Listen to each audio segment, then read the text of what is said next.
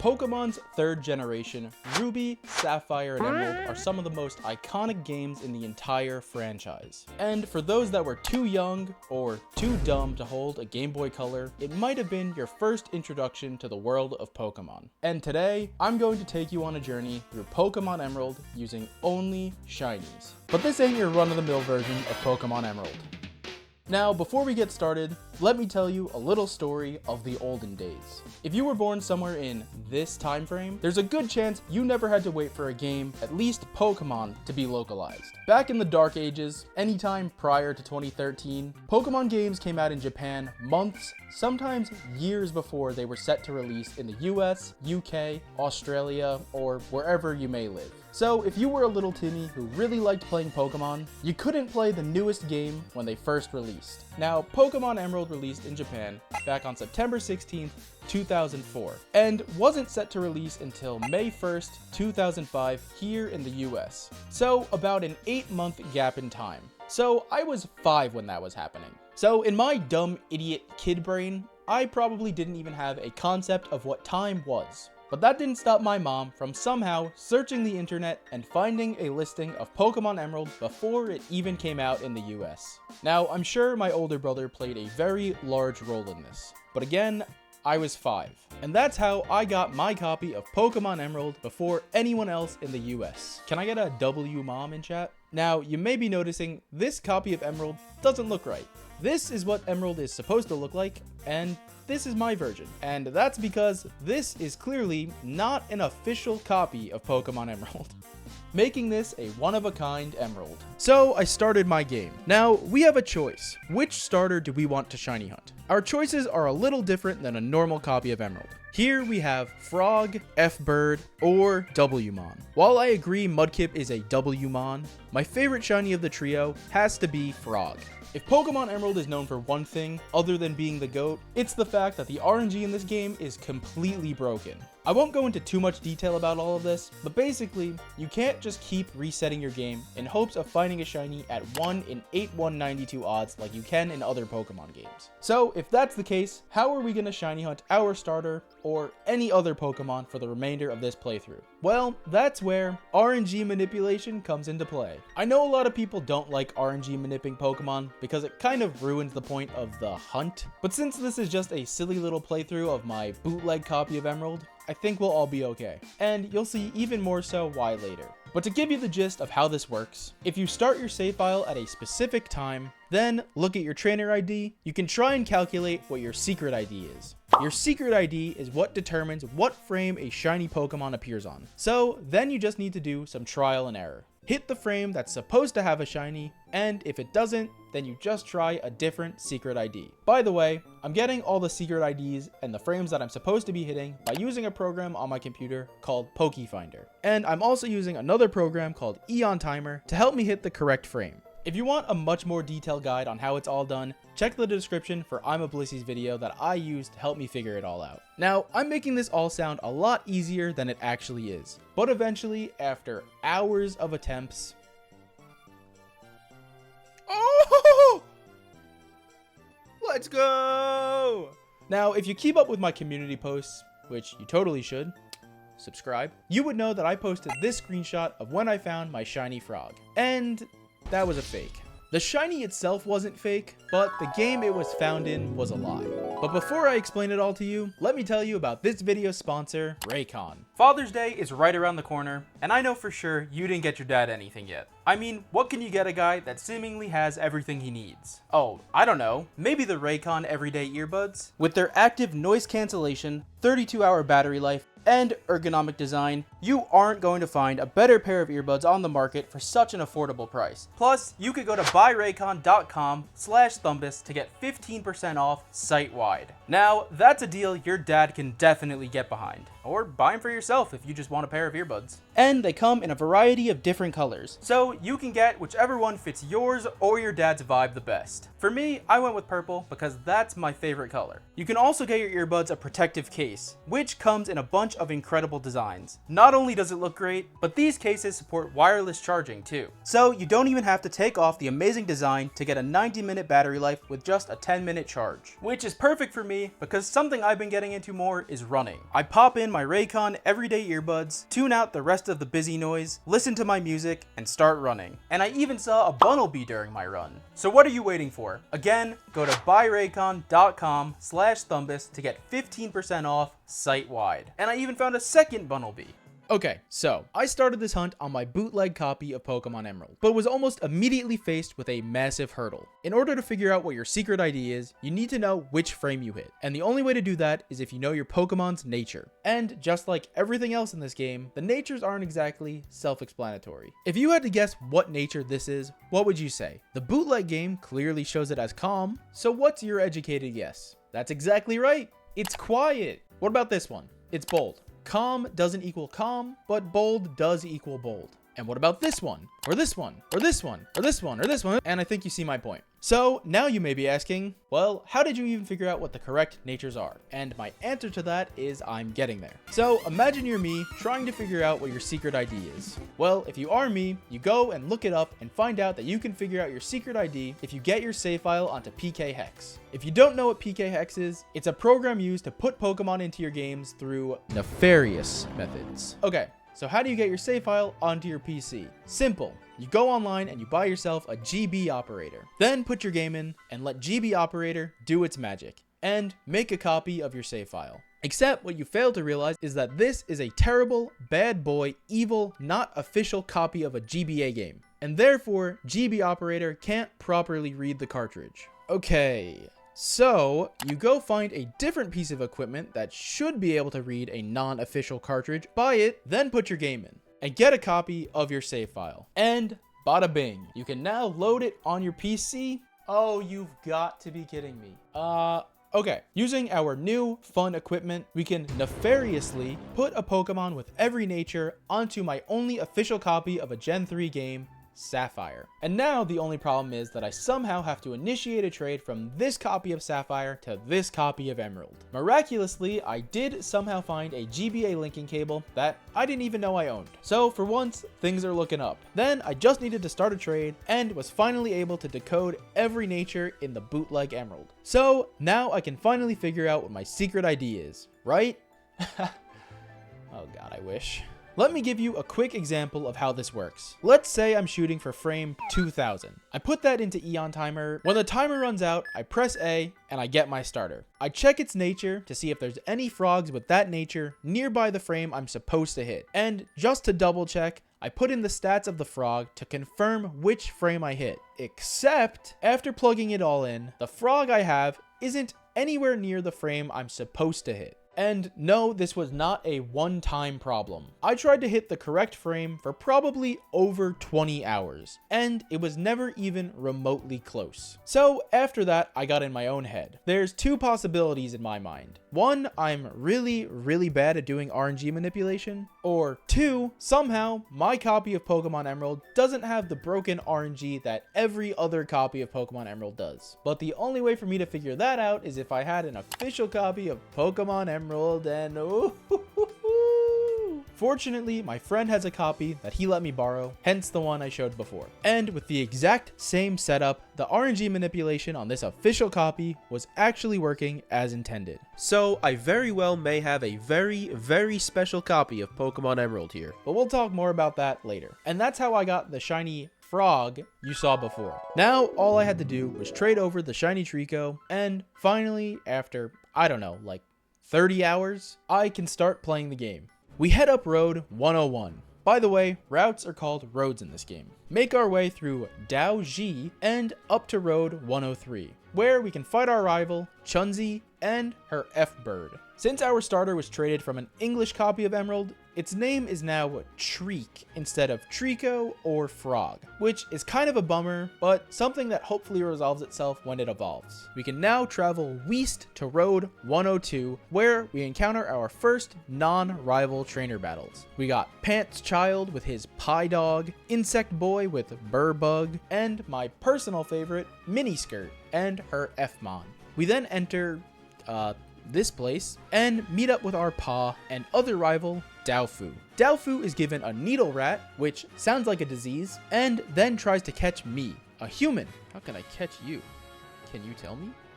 You can't catch me. But since that's not possible, he settles for the next best thing, Pierce. Also, I guess Needle Rat is the full name of E-Rat. Dewford catches Pierce and then dips real quick. I'm leaving, bye. And my paw lets me know I should go to the training fields to collect the medals. You know, the 8 medals that every Pokemon game has. So we head to Road 104, where I come across another issue while fighting Girl.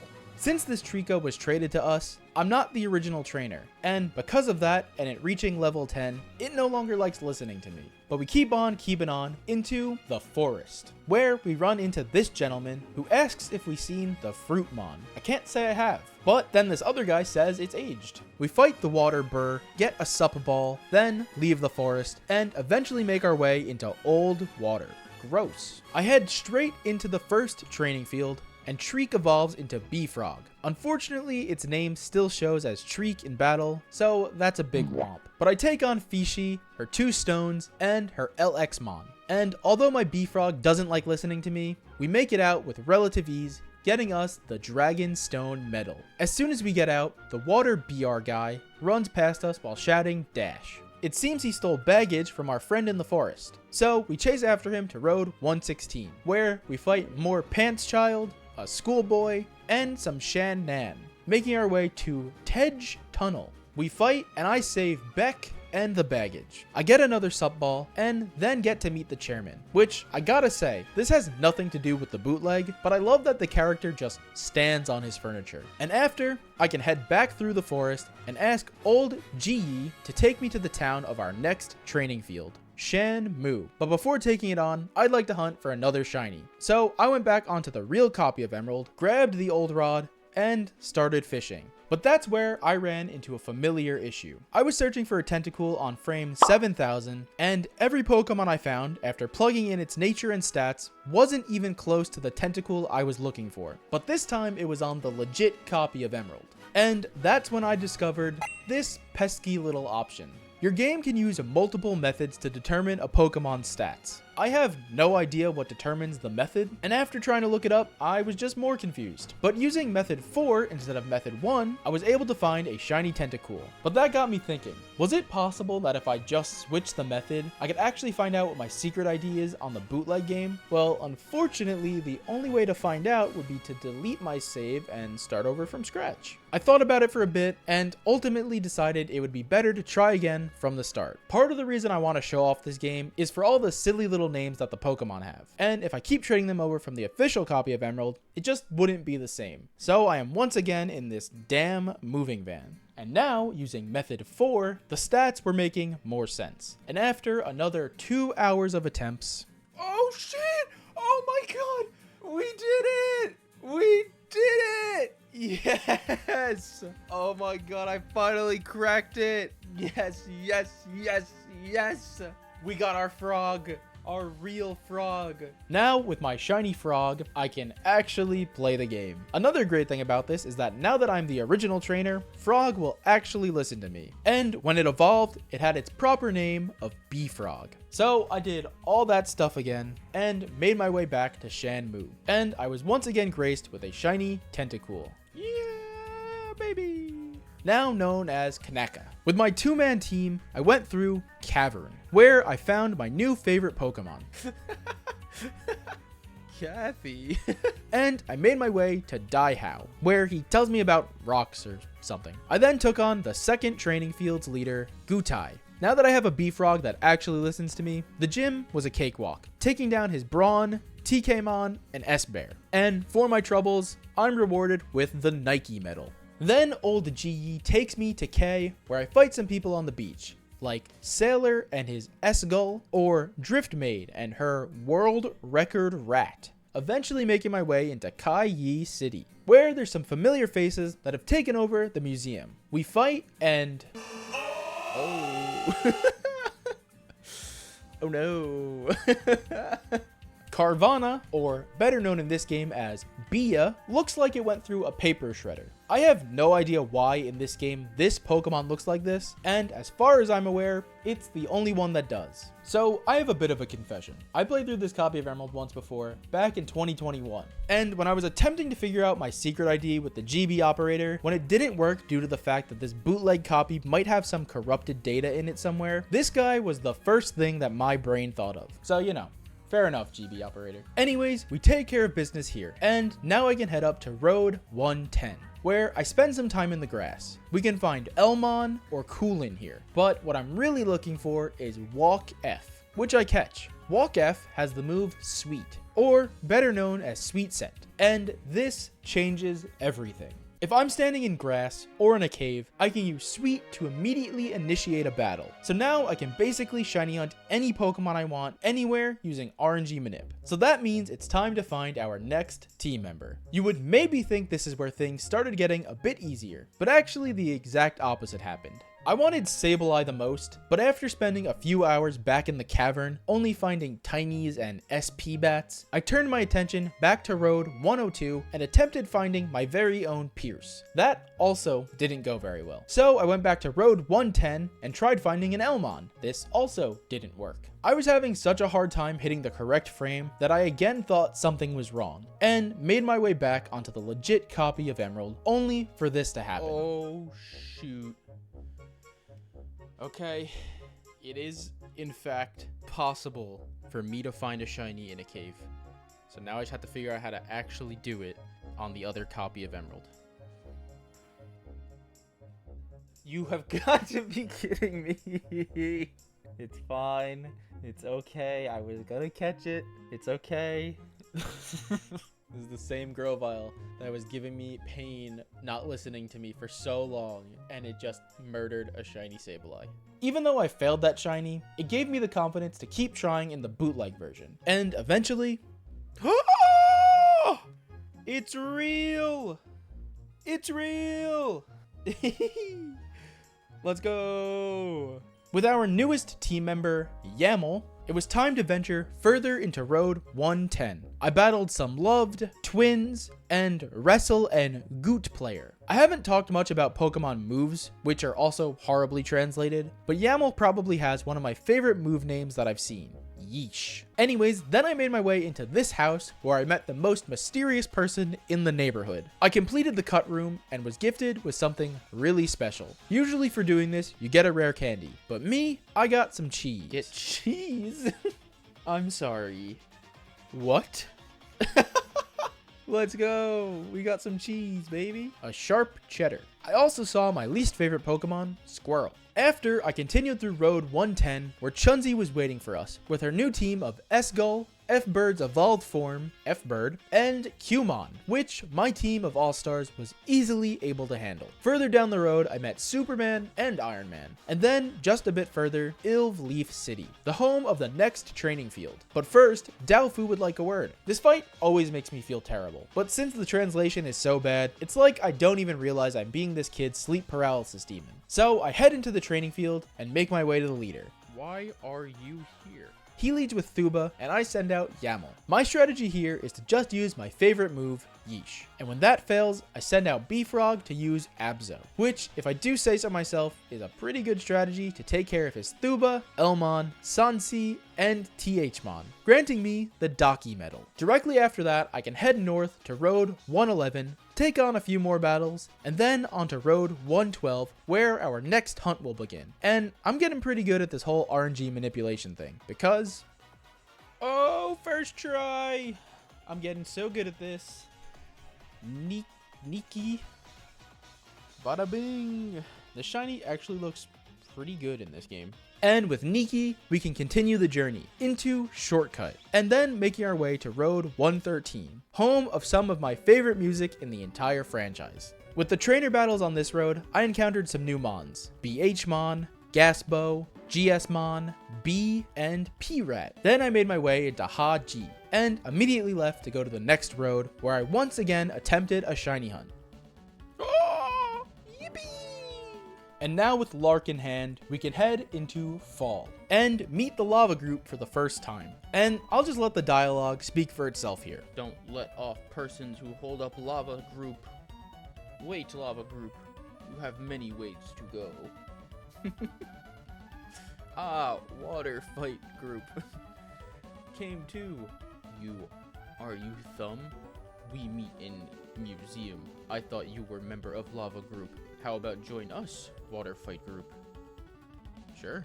So if it wasn't glaringly obvious, now that we're members of the water group, we were heading to Yantu Mountain, where Maxi needed to really get his point across. So he said the same thing to me twice. Who are?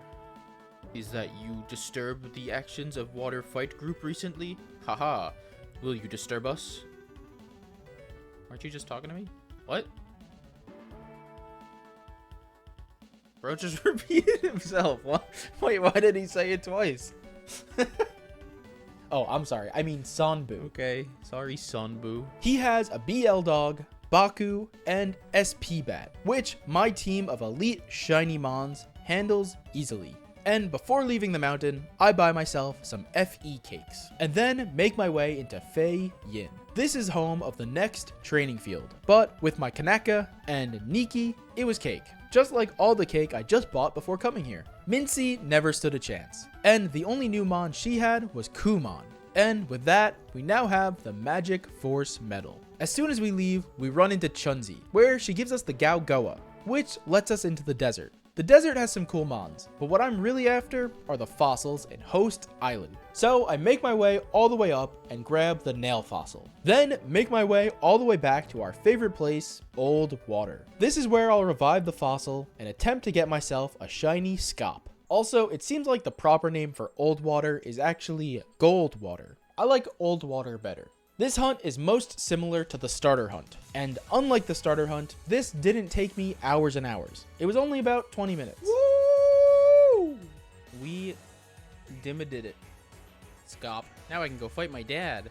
And go fight Pa I did. Now, if you've played Emerald before, you know the 5th gym can be kind of tough. So I used the ancient strategy of cheese. Not this cheese though. I started the fight with Yamil, and Shelly started with Q-Bear. Then I set up Yamil with X items, and then just spammed Brock. After Q-Bear came Moki, where I just used the exact same strat. After Moki was Vmon, which is where things get a bit scary. It ended up landing a crit on Yamil, so that's fun. So I had Niki come out and yell at it a bunch, who also got crit, and it really just became a whole team effort to get this thing killed. And Shelly's final mon is Brat, who used Trum, went to sleep, and then died to 4 stings. Easiest training field medal of my life. The Balance Medal. Probably the only one we've gotten that has a name that's even remotely close to the actual name. Immediately after, some guy comes in and steals us, but also teaches us the surfing skill, and this changes everything. I put it on Kanaka and surf in this pond just south of the training field to find our second piece of cheese. Smells like Gouda. I make it all the way back to road 110, surf in this section, and would you look at that, some Swiss. Now with surf, I can head east of Ilvleaf and speak with this fisherman. And this is truly the part I've been waiting for. Remember that one Pokemon that just didn't look right? Well, as soon as I started this playthrough, I knew I needed to shiny hunt it. And when I was having that whole fiasco of not being able to shiny hunt on the bootleg game, this was what was upsetting me the most. Because if I never figured it out, then we would have never seen this. Bro's jaw is quite literally on the floor. Yippee. Now, if you've been keeping track, you might realize we have a bit of a predicament upon us. With this find, we now have over 6 shinies, meaning someone's gotta get boxed. I hate to do this, but obviously I need Bia here on my team. So, Kanaka, you served me well. Never forget. Before heading to the next training field, I needed to do some maintenance. I won't bore you with all the details, so I'll just show you some of my favorite new friends I saw along the way. Ich.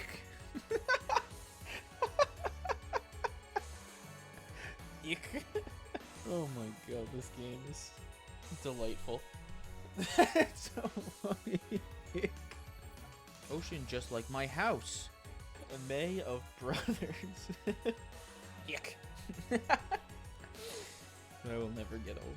Eventually, I made my way to the weather facility where our old friends of the water fight group were hanging out. I take care of some business there and head towards the next town. Chunzi shows up, yells at me, and then fights me with her Ick, F-Bird, and Cumon. We end up here, but immediately leave to go hang out with Daihao. He gives us this thing that I'm not even gonna try and pronounce, and then we head back to take on the next training field. I teach my Mon some new moves like Electro, Shock, and Seal, and then start the fight with Nai.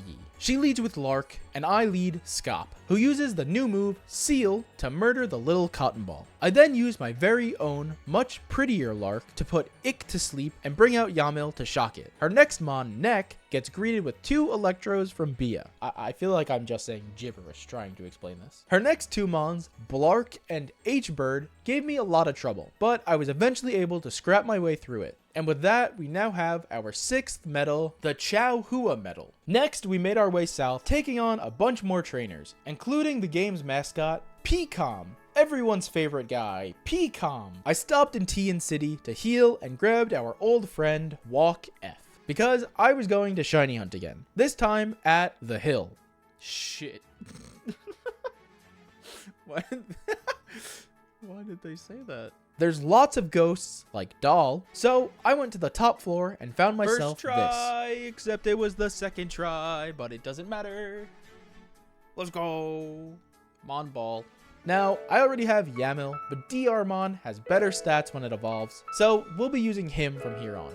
And with my new ghost buddy, I once again stumbled upon the water group, but not before finding some more delicious cheese. In fact, I found a couple more cheeses. At this point, the game's really just about collecting as much cheese as I possibly can. I can't understand a word anyone's saying anyways, so why not look for things I can understand? I scare off the water group and then run back over to the volcano that I was at so many moons ago. You may think I'm here to foil the lava group's plans of awakening the legendary Pokemon, but if that's what you think, then you're not paying attention. I was here for the cheese, baby. I then flew back to Tian City to fight the water group, and the only interesting thing that happened here was that I got myself the mass ball, which will come in handy for us a little bit later. Then the water group ran away from us, but they went somewhere underwater, so now I gotta go all the way to this place. What even is this? And take on the next training field. Oh, also, remember how routes were called roads? Well, now they're called canals. Okay, got it? Good. Problem is that this training field is notorious for being really hard. So I had a little bit of an evolving montage. Nikki into Baku, Beauty. B-Frog into O-Frog, Drmon into Shalu, and Lark into Blark. And with my new and improved squad, I took on the twins with their Gumon and F-Bird, which is a little different than the F-Bird we're familiar with. And after that, Sunf and Crmon. Blah, blah, blah. Fight. No cheese involved, and we get our next medal, the Mei Yindi medal. I meet with Daiho again and talk about rockets or something. Then he teaches me how to dive, so now I can go back after the water group, which I do and eventually end up here. The optics of this fight always make me laugh because Groudon would just never stand a chance. But in order to stop this lovers quarrel, I don't know where is Mumumon. Do you know where is Mumumon? Tell me if you know.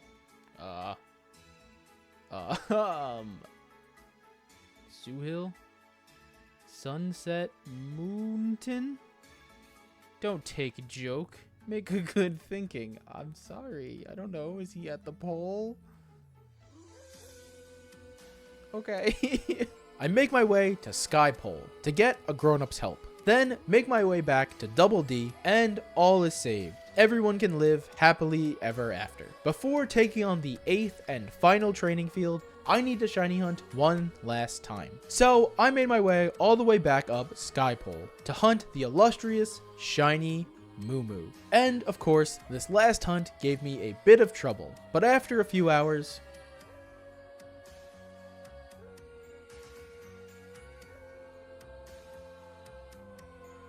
oh, yes! Yes! Moo! Shiny Moo! Let's go! Master Ball. Normally, I'm the type of guy that doesn't like using legendaries on my team, but because of what I know is coming, I made an exception. But once again, we need to say goodbye to a team member to make some room for Moo. Rip and kill, Blark. And with the power of friendship, and also now shiny level 70 Moo, the 8th training field is kind of easy, landing us the Li Yin medal. And with that, there's just one place left for us to go, the Pokemon League. We enter into Fighter and are greeted with our good old buddy, Dewford. He's all grown up now and is picking fights with his sleep paralysis demon once again. I'm also just now realizing for some reason at the start of the battle his name is completely different. He leads with Blark and I lead Scop, who uses Atomic twice, getting the big bird to red. I switch out into Shalu and Mystery Name switches into Bee Squirrel, which I assume just means big squirrel. I get Ofrog into the action and hit this large squirrel with some coral. Unfortunately, Ofrog falls in love because this squirrel is a demon, so I get Baku out to go for the kill. Baku then takes care of Blark, and then Sansi comes out, and guess what? Baku murders it. Next comes out Shay, so I bring Shalu back in to use Shallow, which is a 2-hit KO. Shalu uses Shallow. Okay. No Name's last Pokemon is Lymon, and I'm tired of playing game, so I just bring out Moo and finish the job. Scop evolves into Nosy, and I make my way through the rest of Fighter. Finally at the Pokemon League, where I can take on the 4 Kings. Now, this video was never really about the battles, which is why I've kind of just been glazing over so much of the gameplay here, but I went into the 4 Kings and pretty much just let Shiny Moo do all the work. Then it was time for the champion. But before heading in, I figured let's take a look at our Pokedex and just go through some of the great names we've seen along our journey. Who could forget such classics like Buttfeet, or Stink, or So Rat, or even Whale and Whale, and so many more. Anyways, it's time for our final battle. I once again just let Moo put in the work. Something that I've known since the start of this journey is that when this battle's over, this game is gone for good. That's right, after defeating the champion, the game just deletes itself from existence. So was this all for nothing? No. I mean, it was always about the adventure, and now we have the memories that'll last a lifetime. This video was actually pretty difficult for me to make, in all honesty, so if you made it this far, I really appreciate you sticking around. If you want to see more of this bootleg copy of Emerald, let me know, but that's all I got for you today. Thank you so much for watching, thank you to the channel members, and thank you to Raycon for sponsoring. Remember, go to buyraycon.com/Thumbus to get 15% off site-wide. And with that, I'll see you guys in the next one.